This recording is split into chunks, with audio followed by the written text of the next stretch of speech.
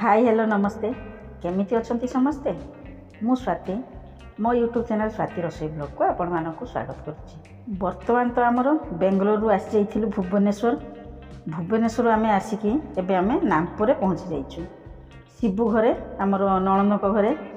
जेतेबेले आमर भुवनेश्वर आसबार हैला सेतेबेले दीदी कहले जे तमे तो जीव भोगराई एई पटु हेइकी जीव। सार तो मना कर देइथिले कहले नहीं आम डायरेक्ट भोगराई पड़ेबू। मुझे कहली नाई एठी जीवु। पुओ भी कहला नाई आमर जीवु पेशी घर को। पुओर ये मन हो गला कहीं सेठी पपी अच्छी आमर बिले दीटा रही तेणु सी टे खेल से सागरे मुझे राजी हो गली। आमर भोगराई एवं आमर नॉनभेज खाइबार नाला तेणु आम ये नॉनभेज खाईदेबू। पुओ भी मन बन कि बेंगलोर आसीला जितेबाला भुवनेश्वर भोगराई जीव पूरा आराम से बढ़िया से खाइब। से ओजन भी कमे देइथिला कहला मु भल से खाइबी तेणु ओजन कमे देइछि पुणी ओजन बढ़ीज। मते भी से कथा कहूला कहला मामा आउ तुम कहीं ओजन कमेलनी पूरा जितेबाला आसी बेंगलोर रही कहल जे मु एबे सेठी रहिबी जोग करी एक्सरसाइज करी मॉर्निंग वॉक करी आउ पूरा फिट रही। मु कहली आउ कष्ट करी कहीं ओजन कमेबी मोर तो थरुटीए जिते आमर भोगराई आसे ओजन बढ़ी जाए। पुणी सेठी गले जाइकी भुवनेश्वर डाइट फाइट करूँ कि कौन एक्सरसाइज करी कमा होता एबे पुणी कमेबी कष्ट करिकिना पुणी जीवी खाई पी देवी पुणी ओजन हो। तेणु एबे आम किसी कमेयार ना आम जाइचु बिंदास खाइबू तापर आसिले जहाँ जमी हम से माने तार पेशी घर को भारी मन पुअर सेठी आसिले ताको बहुत भल लगे आउ पेशी भी ताको बहुत गेल करती आ खाइबार पूरा जबरदस्त तार खाइबा सेठी मिल जाए। एपटे कौन होची ना आमर एबे शीत दिन धान कटा तो सरी धान पिटा होची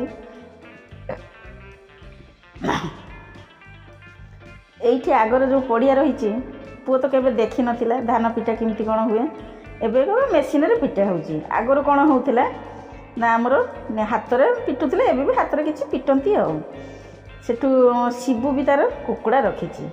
मु कहली चाले देखियो से जाइकी तार कुकुड़ा देखुची एइटा कलर बार्ड बोधिए बा देशी कुकुड़ा तो होना तेणु आग थर भी आमर आसीलु से जो कुकुड़ा गुड़ाक सब पूरा बड़ बड़ हो जाता एबे चिया गुड़ाक छड़ाई सी भी पूरा बड़ है। शीत दिन में आमर कौन हुए ना कुकुड़ा पालिया टे मुस्किल हो जाए से कौन जो झुमाणिया बेरामुना कौन होता है आ पूरा बल्ब देकी रखा जाए। खरा दिन में कुकुड़ा गुड़ाक बढ़िया से हुए सेपटे कौन हो थंडा तो ये बढ़ी जाइए। आग वर्ष आमर आसलु जिते भोगराई थंडा नाला से सकाशे कौन है ना आम ए भाभी एथर भी ठंडा हेनी कहीं शीत लुगा गुड़ाक धरिकी बेसी आसब तेणु खरा टी है बेलू मुझे बस बाहर आठी कौन आम तो बुलायापी आसचु खाइबापी आसचु कौन काम तो किसी करार ना सेपटे दीदी भी रांधुंट आमर भणजा बो सी भी रोसे कर सरीगला चिकेन कषा पुओ तार खाइब तेणु दीदी आनी देले खाइब तार से मना ना किंतु पपी आसिक बसी जाइए सी एपट सेपट हो सेमती खाएनि किंतु मिसीगला ना प्रथम आसिक आमर खेला सागर मिसीगला सी एपट सेपट हो बिले दीटा भी आसीगले से भावुँ खाइबा बोधे रेडी हो गला बास्ना ताक नाक सब गला एपटे खरारे बसिकी कुनी झील तार खेलना खेलियार लगी रोसई खेल खेलुची यही सब कौन खेल देखला मत तो खुशी लगे मोर मन हो जाए बस खेलियापाई सी तार खेलियापाई दौनी सेपटे आमर खाइबार अच्छी मना कर मु किसी क्या देवीनि मु रोसई करी। पुओ से भी देखुची कौच मामा कहली हाँ आमर छोट बड़े एमती सब मिछमिछिका खेल खेलु माने तार बाली नहीं जाऊँगी से आमर भात हो जाऊँगी डाली बना ही जाऊँगी सागे आमर फूल गचर पत्र छिंडे नहीं आसी तार शाग बना ही जाऊँगी तापर एमती कौन सब गुड़ी इटा नहीं जाए से आम पिला बेले अंडा कर दी था एमती सब खेल से सब देखला मन भी खुशी लगुच भल माने पिला बेलर कथा सब मन पड़ जाऊँगी से एमती खेलनार जो आमर मिलूला सेमती मिलूला आमर एमती नड़िया माला आमर गुआ बड़ा एमती भेराइटी जिनस सब नहीं खेलुलु।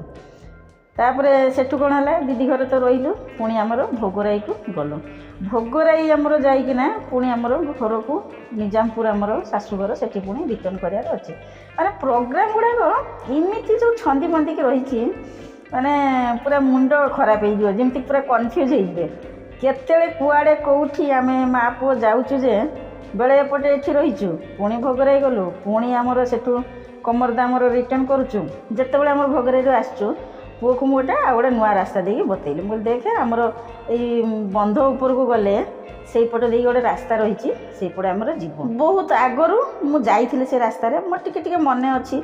ଫିର୍ ବି ଆମର ପଚାରିକି ଚାଲିଯିବୁ, କୁଆଡ଼େ ବା ହଜିବୁ, ସ୍କୁଟିରେ ତ ଯାଉଛୁ। ସେଟା କ'ଣ ହେଉଛି କମରଦାକୁ ଆମର ରାସ୍ତା ବହୁତ କମ୍ ସେପଟେ ଗଲେ ହେବ। ସେଇଠୁ ପୁଅ ମୋତେ ଦେଖାଉଛି, ମାମା ଦେଖ ଏଠି କ'ଣ ପିଲାମାନେ କ'ଣ କରିଦେଇ ଯାଇଛନ୍ତି, ଜିନିଷ ତ ଭଲ ଲାଗୁଛି। ସେଠି ଯାଇକି ଆମର ପହଞ୍ଚିଗଲୁ ଶାଶୁ ଘରେ। ଏଇଟା ଆମର ଘର ନୁହଁ, ଏଇଟା ଆମର କକା ଶ୍ୱଶୁରଙ୍କର ଘର। ସେଠି ଆମେ ଗଲୁ। ଆମର ପିଣ୍ଟୁ ପୁରା ବଢ଼ିଆ ସେ ଘର ବି ବନେଇଛି। ଯେତେବେଳେ ଆମର ଛବି ନଣନ୍ଦ ଭୁବନେଶ୍ୱର ରହିଛି, ସେ ଯାଏ ଗାଁକୁ ଆସେ। ମୁଁ କହିଲି ତୁମର କେମିତି କ'ଣ? ନା ଆମର ଏବେ ଭଲ ଘର ହେଇଯାଇଛି।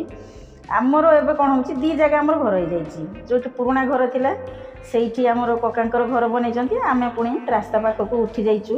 ଏବେ ଭାବୁଛୁ ସେଇ ଜାଗାରେ ଥିଲେ, ସେତେବେଳେ କ'ଣ ହେଉଛି ସେ ଡେଭଲପ୍ ନଥିଲା ନା, ବେଳେବେଳେ କ'ଣ ହୁଏ ନା ରାସ୍ତା ନଥାଏ, ଯିବା ଆସିବା ଅସୁବିଧା ହେଉଥାଏ। ସମସ୍ତେ କ'ଣ କରନ୍ତି ନା ମେନ୍ ରୋଡ଼ ସଡ଼କ ପାଖକୁ ଉଠିକି ଯାଇକି ସେଠି ଘର ଚଳାନ୍ତି। ଏବେ କ'ଣ ହେଉଛି ଗାଁ ଭିତରକୁ ସୁନ୍ଦର ସେ ରାସ୍ତା ହେଇଯାଉଛି, ଆଉ ସମସ୍ତେ ବି ଗାଁ ଭିତରେ ଘର ପୁରା ବଢ଼ିଆ ସେ ବନାଉଛନ୍ତି। ଆଉ ପୁଅ ମୋତେ କହିଲା, ମାମା ଦୌଡ଼ିକି ଆସ ଦେଖିବ ସୋଲାର ଲାଇଟ୍ ଉପରେ ଟଙ୍ଗା ହେଇଛି, ଲଗା ହେଇଛି, ସେଇଟା ପୁରା କେତେ ସୁନ୍ଦର ଦେଖାଯାଉଛି। କାହିଁକି ନା ଏତେ ପାଖରୁ ବି ଆମର ସୋଲାର ଲାଇଟ୍ କେବେ ଦେଖିନୁ, ଏମିତି ଦେଖିଛୁ। କିନ୍ତୁ ଏବେ କ'ଣ ହେଉଛି ଗଭର୍ଣ୍ଣମେଣ୍ଟ ତା'ର ଦେଇଛି ଯେ ଆମର ସୋଲାର ଲାଇଟ୍ ଲଗେଇବେ, ସିଷ୍ଟମ୍ ବି ବହୁତ ଭଲ କରିଛି। ଆଉ ଗାଁରେ କ'ଣ ହୁଏ ନା ଅଧିକ ଟାଇମ୍ ଆମର ଲାଇନ୍ କଟାଯାଏ। ଏମିତି ଝଡ଼ ବାତ୍ୟା ହେଇଗଲା, ପବନ ହେଇଗଲା, କ'ଣ କେମିତି ଲାଇନ୍ କଟିଯାଉଛି। ତେଣୁ ସୋଲାର ଲାଇଟ୍ ରହିଲେ ସେଇଟା ପୁରା ବଢ଼ିଆ। ତେଣୁ ପୁଅକୁ ଆଉ ଏତେ ଖୁସି ଲାଗୁଛି, କାହିଁକି ନା ମାନେ ବହୁତ ଦିନ ହେଲା ଆମେ ଏଠି ଆସିନଥିଲୁ।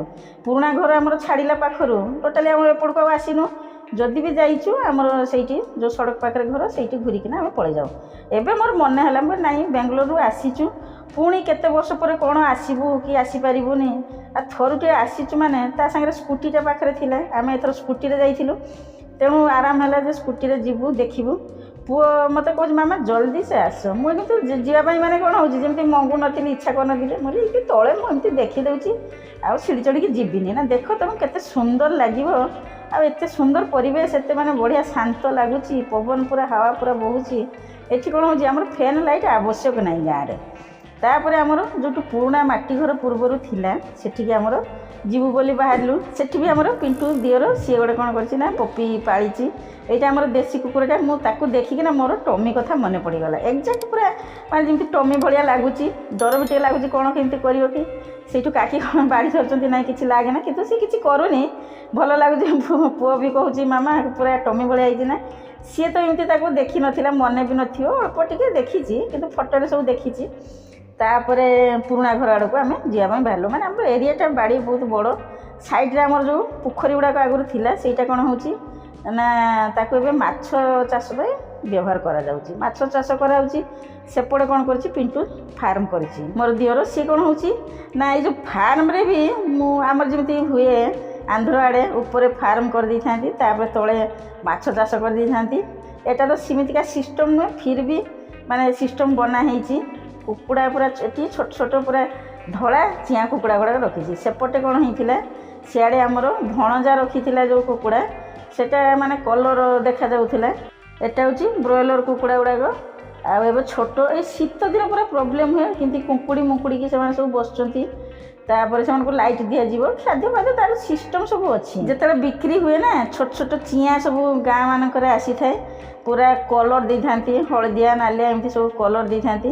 ଛୋଟବେଳେ ମାନେ ପୁଅ ଯେତେବେଳେ ଛୋଟ ହେଇଥିଲା ଆମେ ସେମିତି କିଣିକିନା ମୁଁ ବି ରଖୁଥାଏ, ଦେଲେ ପୁଅ ତା ସାଥିରେ ଖେଳୁଥାଏ। ଦେଲେ କ'ଣ ହେବ ସେ ଦୌଡ଼ି ଯାଉଥିବ, କ'ଣ କ'ଣ କରୁଥିବ। କିନ୍ତୁ କୁକୁଡ଼ା ଆମର ସେମିତି ପାଳିଆର ନଥିଲା। ତାପରେ ସେଠୁ କ'ଣ ହେଲା ନା ଆମର ବାହାରି ଗଲୁ ଆମ ଘରକୁ, ଯେଉଁ ସଡ଼କ ପାଖରେ ଘର ସେଠୁ ଗଲୁ। ସେଠି ଗଲାବେଳକୁ ଆମର ଶାଶୁଙ୍କର ଶ୍ୱଶୁରଙ୍କର ଷ୍ଟାଚୁଟି ଲଗା ହେଇଥିଲା। ମୁଁ ଆଉ ସେଇଟା ଦେଖିନଥିଲି ଏପର୍ଯ୍ୟନ୍ତ, କାହିଁକି ନା ଆମର ବର୍ଷିକିଆରେ ଯେଉଁ ଯାଇଥିଲୁ ଆମେ ପଳେଇ ଆସିଲୁ, ତାପରେ ତାଙ୍କର ଷ୍ଟାଚୁ ସେଠି ବସା ହେଇଥିଲା। ୟା ଭିତରେ ମାନେ ପ୍ରାୟ ବୋଧେ 2-3 ବର୍ଷ ହେଇଗଲାଣି ଗାଁକୁ ଆଉ ଆସିପାରିଲିନି, ସୁବିଧା ସେମିତି ସୁଯୋଗ ହେଉନଥିଲା। ତାପରେ ଯେତେବେଳେ ଧର ଆସୁଛି ବାବାଙ୍କ ଶ୍ରାଦ୍ଧ ଟାଇମ୍ରେ ସେଠି ରହିଯାଉଛି, ତାପରେ ପରେ ଶାଶୁଙ୍କ ଶ୍ରାଦ୍ଧ ରହୁଛି, ପୁଅର ପଢ଼ାପଢ଼ି ରହିଥିଲା। ଆଉ ତା ସକାଶେ ରଥରେ ଆସିଲେ କୁଆଡ଼େ ମୁଁ ବାହାରି ପାରେନି, ରଥରେ ଟୋଟାଲି ବାହାରି ହେବନି। ରଥରେ ଆସିଲେ ମୁଁ କେବଳ ମୋର ଜଗନ୍ନାଥଙ୍କ ପାଇଁ ମୁଁ ସମୟ ହିଁ ଦିଏ, ଆଉ କୁଆଡ଼େ କାହା ପାଇଁ ସମୟ ସେମିତି ଦିଏ ନାହିଁ। ତେଣୁ ଆମର ଏଇ ଆସିଛୁ, ଏଇ ମୌକା ଯେଉଁ ପାଇଛୁ, ସାର୍ ତ ସେମିତି ମନା କରିଥିଲେ କ'ଣ ଯିବ, ଆମର ତ ସେଠି ଶ୍ରାଦ୍ଧର ତ କିଛି କରାଯାଏନି, ଆଉ କାହିଁକି ମା ପୁଅ ଯିବ ଶ୍ରାଦ୍ଧରେ ହଉ ନ ହଉ ଆମେ ତ ଘର ଲୋକ, ପୁଅ ତାର ଯିବନି ନା ଦେଖିବା ପାଇଁ, ଘରକୁ ଯିବ ବୁଲି ଦେଖିକି ଆସିବ। ରହିବାର ଭାବିଥିଲୁ କିନ୍ତୁ ପାଖରେ ସ୍କୁଟିଟା ଥିଲା, ମୁଁ କହିଲି ରହିଗଲେ ଆଉ କୁଆଡ଼େ କ'ଣ ବୁଲିବା ପାଇଁ ଯିବୁ, କାହିଁକି ନା ଆମର ସମୟ ସର୍ଟେଜ୍। ବହୁତ ଗୁଡ଼ାକ ପ୍ଲାନିଂ ନେଇକି ଆମେ ଆସିଛୁ, ଗୁଡ଼ାଏ ପ୍ଲାନ୍ ଆମର ରହିଛି। ପୁଅକୁ ବି କହୁଛି, ପୁଅ ବି କ'ଣ ହେଉଛି ନା ଆଗରୁ ଯେତେବେଳେ ଆମର ଭୁବନେଶ୍ୱର ରହିଥିଲୁ କି ଏଠି ଭୁବନରେ ଆସିଲା ବେଳକୁ ସେ କ'ଣ ହେଉଛି ନା ଏମିତି ଯିବା ପାଇଁ ମଙ୍ଗୁନଥାଏ, ମାନେ ଇଚ୍ଛା କରୁନଥାଏ।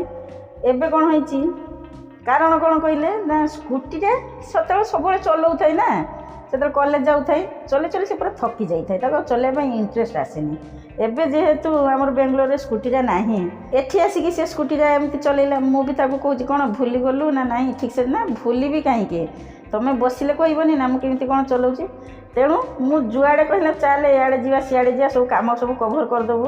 ତେଣୁ ପୁଅ ତ ନେଇକି ଘୁରୁଛି, ଆଉ ମୁଁ ବି ବହୁତ ଦିନ ହେଲା ସ୍କୁଟିରେ ବସିନଥିଲି। ତେଣୁ ମୋର ଯେଉଁପଟେ ଯେମିତି ଗଲେ ସେମିତି ସବୁ କାମ ସାରିଲି।